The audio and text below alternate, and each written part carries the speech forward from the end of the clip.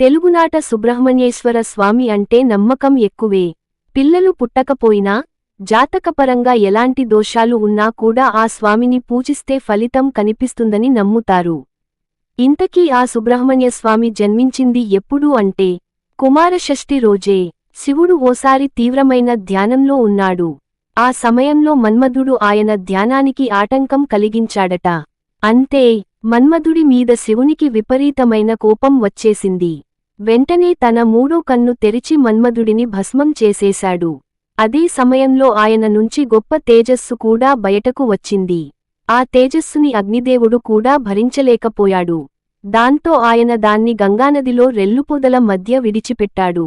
ఆ తేజస్సే కుమారస్వామిగా అవతరించింది. కుమారస్వామి అవతరించింది ఆషాఢమాసంలోని షష్ఠి తిథినాడే అని కొందరి నమ్మకం. అందుకే ఆ రోజుని కుమారషష్ఠి పేరుతో ఘనంగా నిర్వహిస్తూ ఉంటారు. కుమారస్వామి 6 ముఖాలతో అవతరించాడు కాబట్టి ఆయనను షణ్ముఖుడు అని పిలుస్తారు.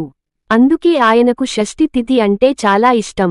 ఇక ఆషాఢమాసంలో తను పుట్టిన రోజైన కుమారషష్ఠి అంటే మరీ ఇష్టం. కుమారషష్ఠిని 2 రోజులపాటు ఘనంగా చేసుకుంటారు. ఆ ముందు రోజుని స్కందపంచమిగా పిలుస్తారు. ఈ పంచమి రోజున ఉపవాసం ఉండి, కుమారషష్ఠి రోజున స్వామిని పూజిస్తే మంచి ఫలితం ఉంటుంది.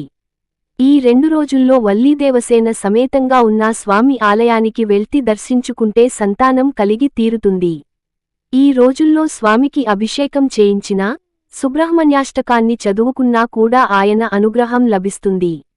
వీలైతే మనకి దగ్గరలో ఉన్న నాగరాళ్లు లేదా పుట్ట దగ్గర చిమ్మిలి ప్రసాదాన్ని ఉంచి పాలు పోసినా మంచిదే.